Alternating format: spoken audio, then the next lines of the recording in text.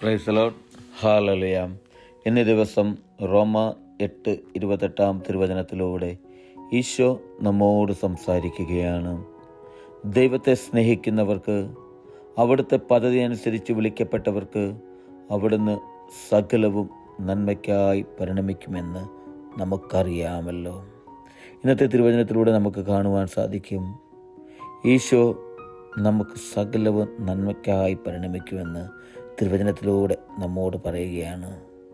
യേശുവിൽ പ്രിയ സഹോദരരെ, ഇന്ന് ഈ വചനം ശ്രവിക്കുന്ന ഓരോ വ്യക്തികളോടും എനിക്ക് പറയുവാനുള്ളത്, ദൈവത്തെ സ്നേഹിക്കുന്നവർക്ക് എൻ്റെയും നിങ്ങളുടെയും ജീവിതത്തിൽ നമുക്ക് നമ്മുടെ സ്നേഹപിതാവായ ഈശോയെ, ആ ദൈവത്തെ സ്നേഹിക്കുവാനായിട്ട് നമുക്ക് സാധിക്കണം.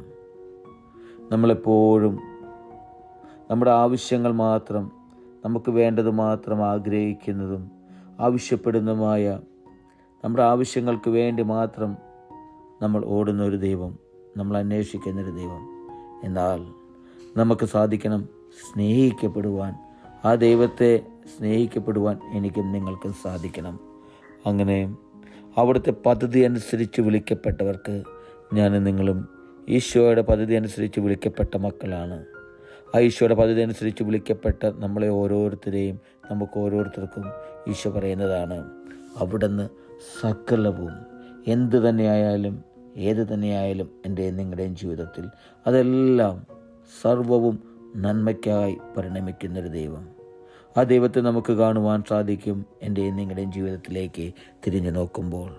കഴിഞ്ഞുപോയ കാലഘട്ടങ്ങളിലേക്ക് തിരിഞ്ഞു നോക്കുമ്പോൾ നമുക്ക് കാണുവാൻ സാധിക്കും, ചെറുതും വലുതുമായി എല്ലായ്പ്പോഴും നമുക്ക് നന്മകൾ നൽകി നമ്മെ പരിപാലിക്കുന്നൊരു ദൈവം.